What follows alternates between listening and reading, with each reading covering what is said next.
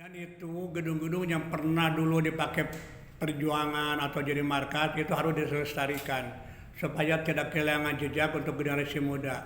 Paling tidak ada ciri, paling tidak ada tanda di sana bahwa inilah markas perjuangan di masa lalu supaya generasi muda tahu, supaya generasi muda paham bahwa itu gedung yang pernah dilaksanakan oleh para orang tuanya dahulu. Saya kira lebih dari pantas bahwa hari ini dari mulai Tugu Perjuangan Bojong Kokosan sampai situs-situs dan peninggalan-peninggalan sejarah pada saat itu cukup banyak yang bisa menyampaikan informasi. Jadi sangat penting sekali bagi generasi penerus ini. Kita ambil contoh tahun 2016 di saat salah satu patung di depan Kapitol yang hari ini dijadikan Bank Mandiri itu pernah dirobohkan. Kita sempat teriak di sana dengan Pak Herman waktu itu. Kenapa dirobohkan? Tidak semata-mata ada patung perjuangan di sana kalau memang tidak ada sejarah di sana. Kami berharap pemerintah yang membidangi hal itu untuk segera mencari data kembali tempat perjuangan di Sukabumi untuk segera dibuatkan sebuah monumen sejarah.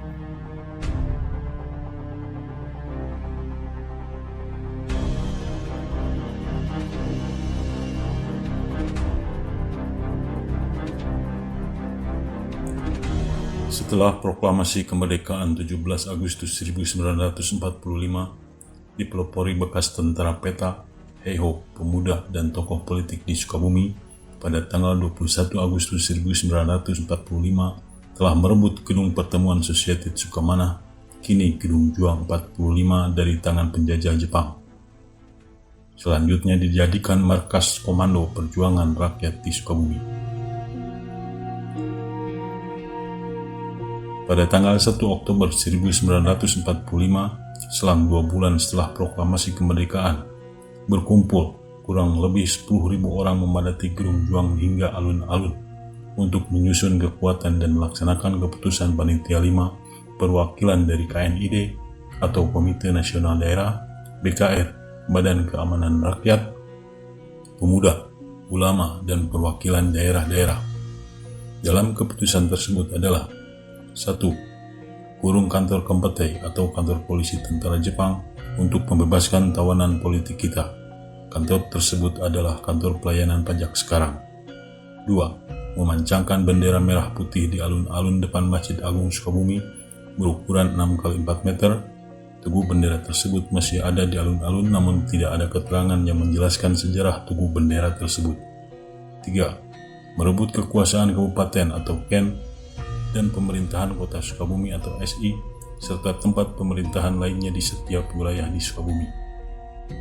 4. Pelucutan persenjataan tentara Jepang di perkebunan Cirohani sebagai tempat penampungan orang Jepang dari luar Sukabumi.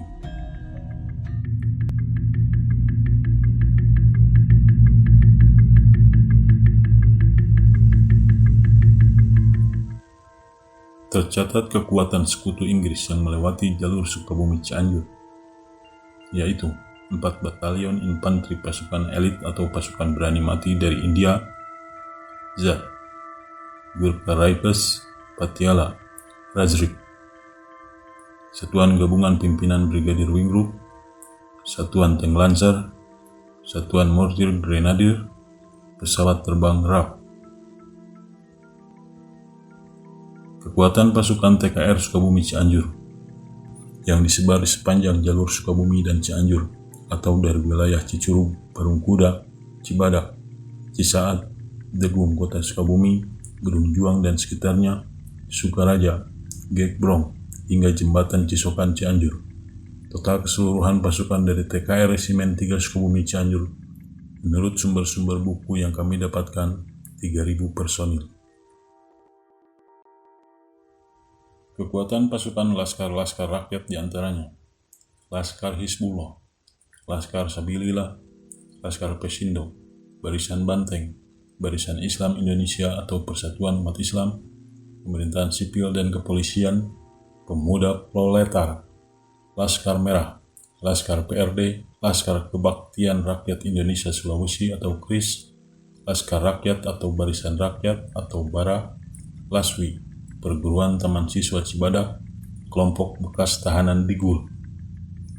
Tidak disebutkan total kekuatan dari seluruh Laskar Rakyat Sukabumi Cianjur.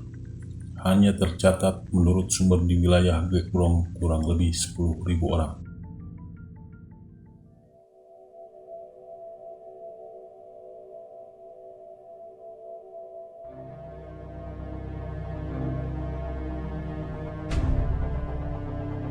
Sepanjang 12 km, konvoi Batalion Tentara 5-9 Yats dari Divisi ke-23 India, yaitu tentara elit bayaran, bagian dari Sekutu Inggris, merupakan pasukan andalan dalam pertempuran Perang Asia Timur Raya sebagai pemenang Perang Dunia Kedua.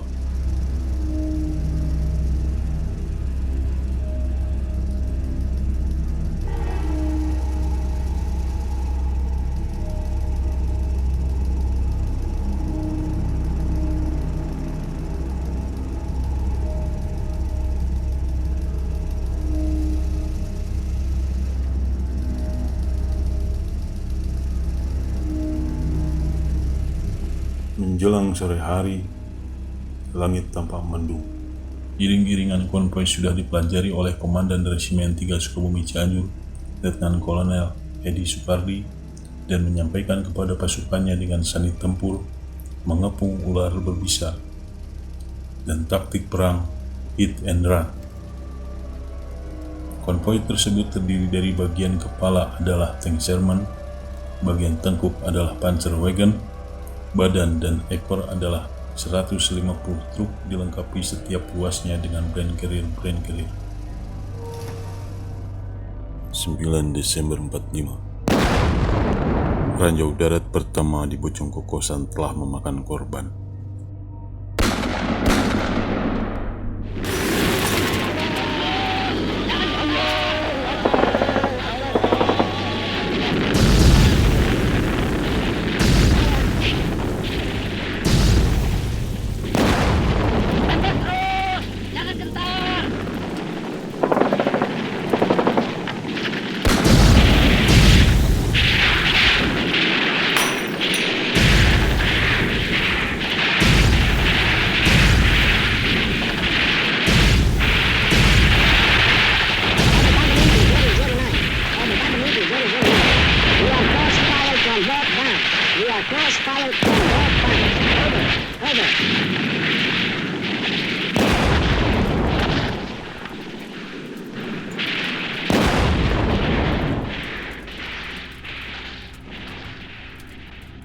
Pihak Sekutu Inggris terus memberikan perlawanan.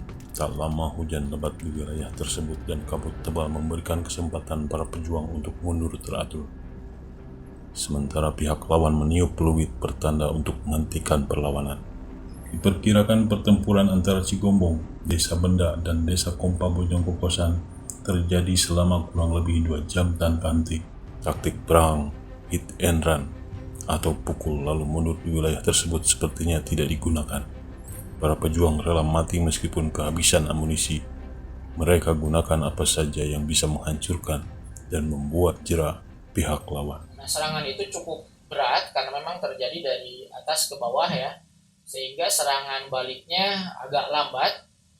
Harus ada korban dulu, terutama salah satu seorang perwira perwira Inggris juga kena di situ.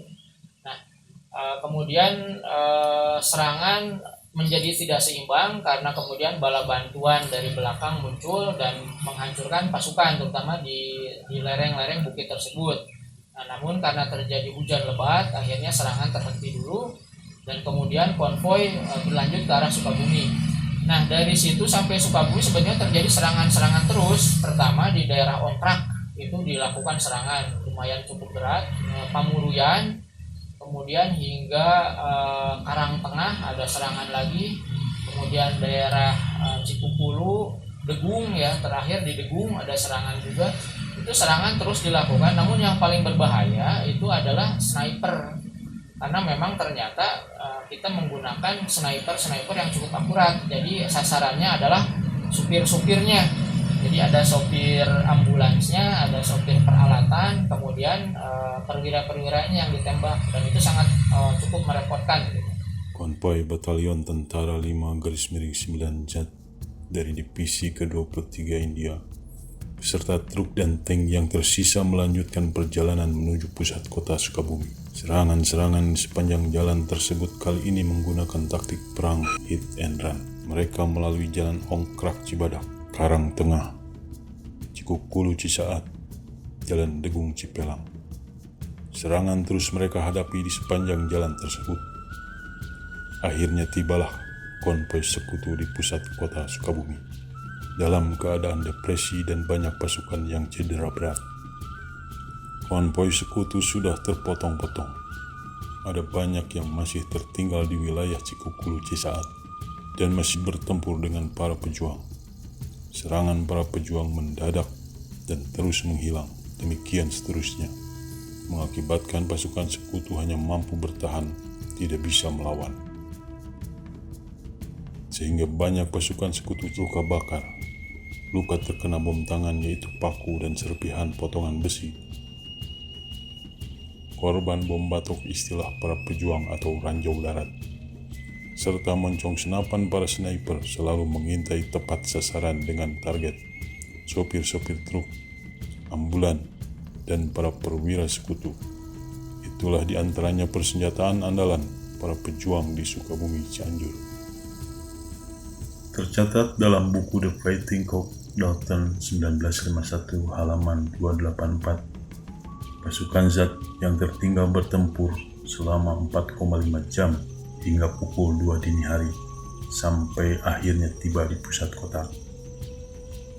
Dalam buku The Fighting Cock disebutkan pula, setelah kabar penyerangan di sepanjang jalan Cigombong hingga Degung Cipelang, sehari setelah itu, tepatnya tanggal 10 Desember 1945 diperkirakan pukul 10, pesawat-pesawat Royal Air Force atau RAF yang didatangkan dari arah Batavia atau Jakarta saat ini melakukan serangan udara yang paling dahsyat dalam perang di Pulau Jawa.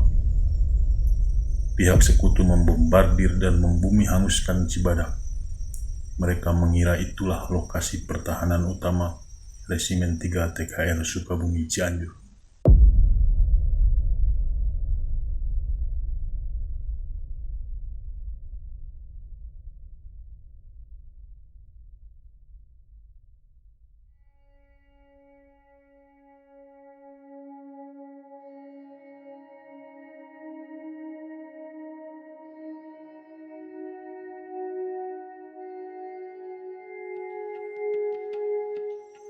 Konvoi sekutu yang berada di pusat kota Sukabumi.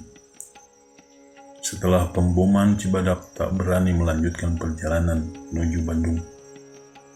Mereka tahu dari mata-mata Nika, pasukan TKR dan Laskar Rakyat masih siaga untuk menyerang kapan saja.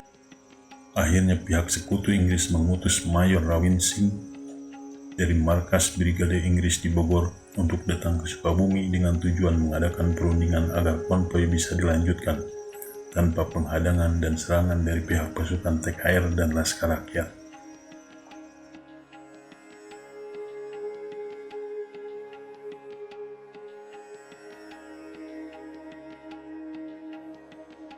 Tercatat yang hadir dalam perundingan di rumah Mr. Samsudin tanggal 11 Desember 1945 dini hari pukul 02.30 dari pihak Sukabumi adalah Mr. Samsudin, Wali Kota Praja Sukabumi, Dr. Abu Hanifah, Didi Soekardi, Mr. Harun, Bupati Sukabumi, Letnan Kolonel Edi Soekardi, dan Mayor Abdurrahman. Dan dari pihak sekutu, Mayor Rawinsing dan ajudannya.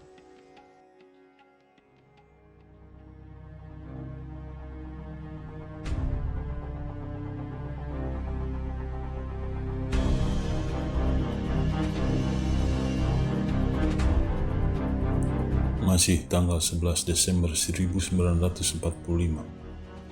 Setelah perundingan di rumah Mr. Samsudin pukul 02.30 dini hari, ternyata markas besar sekutu di Cimahi, Bandung, atas perintah dari markas sekutu di Jakarta, telah mengirimkan tentara penolong, kali ini Batalion 3-3 Gurkha Rifles, dipandu pesawat udara pengintai masuk merayap melalui jembatan Cisokan Lama Cianjur dengan menggunakan tank Sherman, Panzerwagen, Brand Carrier, dan truk pengangkut dengan tujuan awal menolong dan memberikan bantuan kepada Batalion Tentara 5-9 Zat dari Divisi ke-23 India yang sudah terlebih dahulu berada di pusat kota Sukabumi.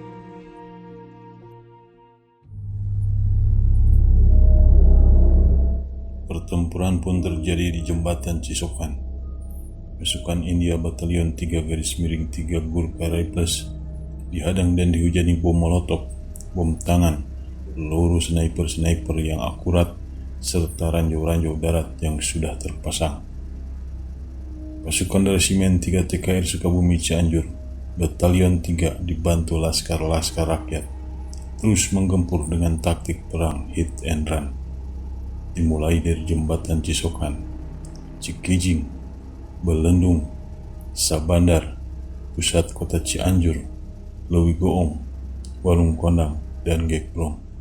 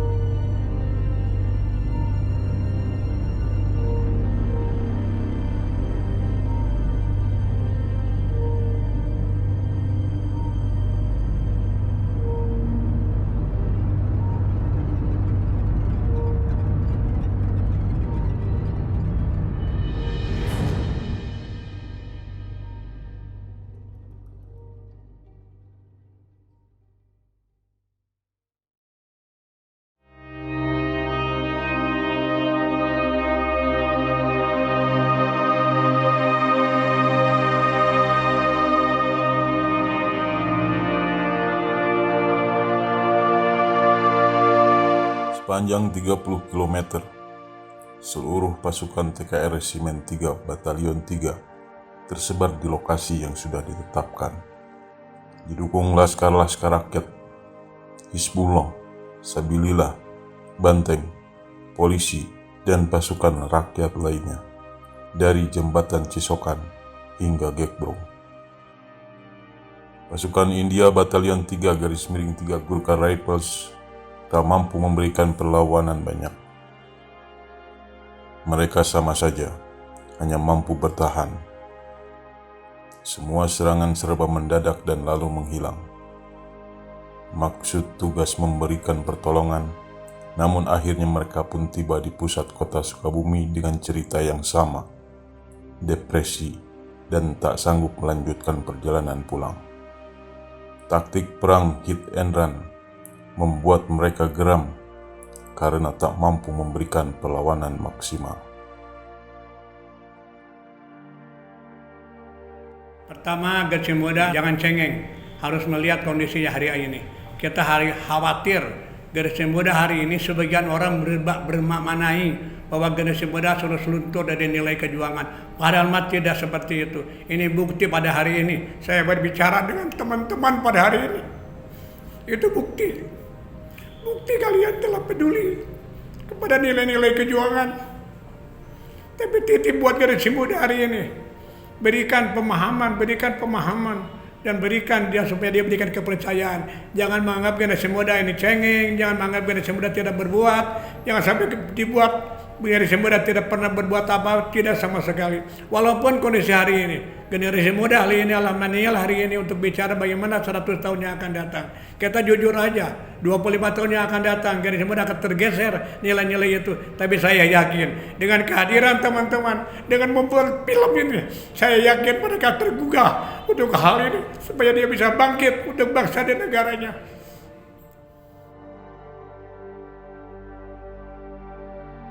Terima kasih atas dibuatnya film dokumenter ini. Mudah-mudahan film ini menjadikan sebuah pembelajaran buat rekan-rekan generasi muda ke depan kaitan dengan sejarah perjuangan kemerdekaan Republik Indonesia, khususnya di Kota Sukabumi.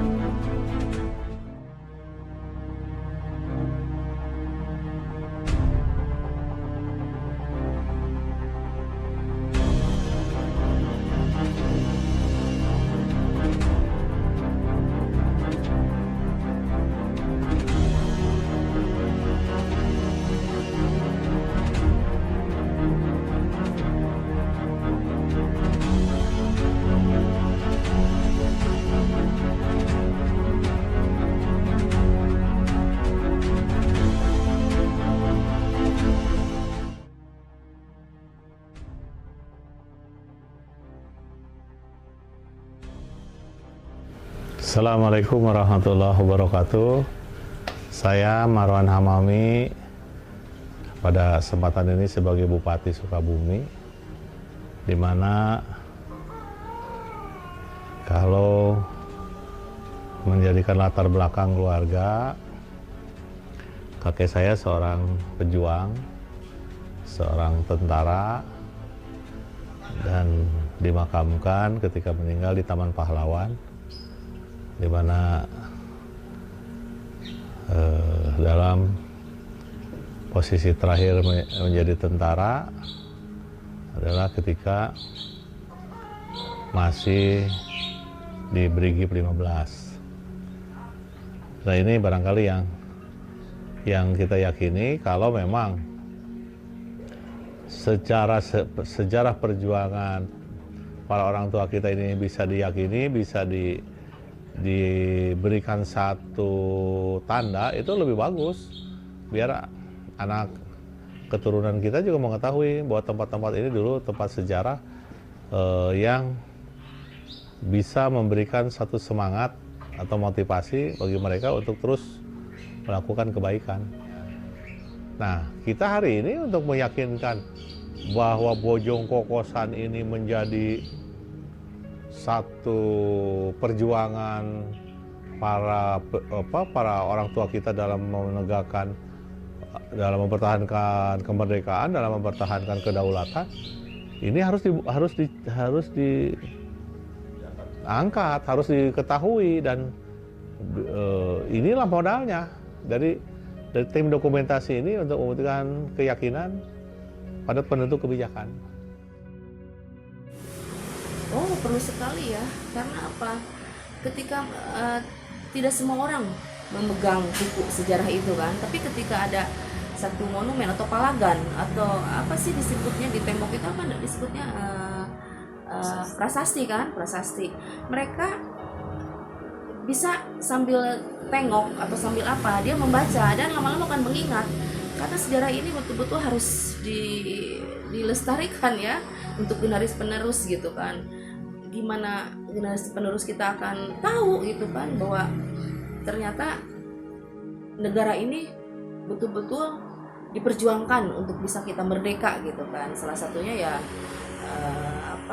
tragedi di Bojong Kokosan itu kan gitu, tentang hal untuk mencurahkan ke satu monumen ya, atau prasasti untuk sepanjang jalan gitu kan. Aduh, itu saya hanya bisa berdoa untuk kelancarannya. Kami sangat menyambut baik kegiatan-kegiatan ini, kreativitas seperti ini. Bagaimanapun juga kami membutuhkan pendamping dari seluruh lapisan masyarakat yang tentunya akan sangat membantu kami dalam mempertahankan dan mengembangkan sejarah-sejarah yang ada di Indonesia, khususnya yang pada hari ini, yaitu terkait dengan sejarah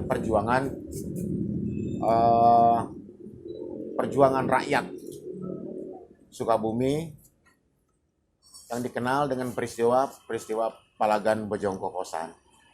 Perlu diinformasikan bahwa 2017 museum ini belum terdaftar. 2019 dengan kreativitas dengan program-program publik yang kami laksanakan, dengan mengacu kepada kreativitas, museum kami mendapatkan predikat tipe C 2019. Dan alhamdulillah 2022 kami mendapatkan tipe B. Tidak banyak di seluruh Indonesia museum dengan tipe B. Dan sekarang kami sudah setara dengan museum 10 November Surabaya. Ini dari mana? Ini dari konsep kami dalam program-program. Jadi program-program milenial kami yang diharapkan bahwa lebih banyak orang yang datang, yang diciptakan bahwa kami di sini juga mempunyai program seperti camping, museum, dan lain sebagainya. Itu lebih menitik beratkan bahwa Palagan Bojong Kokosan harus diciptakan menjadi tempat ruang publik dengan konsep wisata. Jadi Museum Palagan Bojong Kokosan ini sekarang sudah ditetapkan sebagai salah satu destinasi untuk wisata sejarah yang ada di Sukabumi. Alhamdulillah kami sudah sedikit mengembangkan, mencoba bekerja sama dengan berbagai macam komunitas dan tercipta konsep-konsep wisata sejarah yang terkait dengan kondisi daripada Museum Palagan Bojong Kokosan.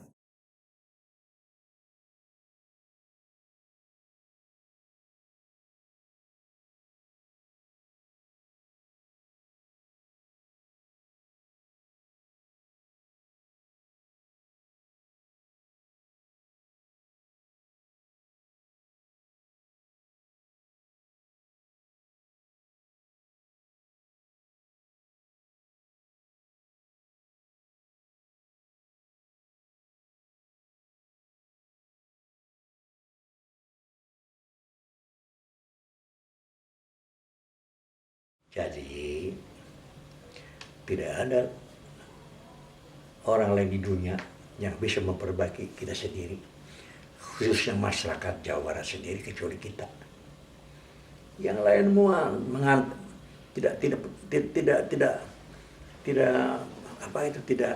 memperhatikan. Nah, ya. Yang lain itu tidak akan memperhatikan. Padahal kita rakyat Jawa Barat yang disebutnya rakyat Kisunda ini mampu tanggung jawab menjadi pilar kuat kesatuan negara Republik Indonesia. Orang Jawa Tengah, Jawa Timur, Aceh, pilar-pilar kuat. Orang pemamayodok, kawan ini kadai kan hari wungkul.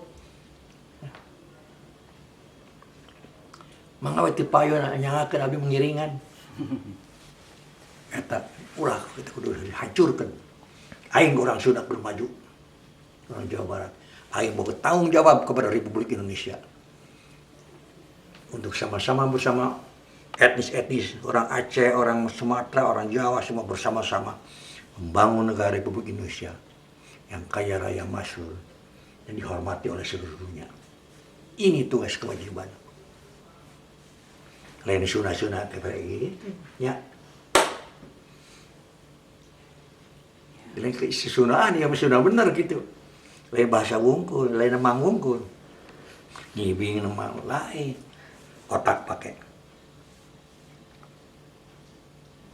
Pendidikan diajar sebenarnya. Belajar politik anu bener. Bahasa anu bener. Seni anu bener. Ekonomi anu bener.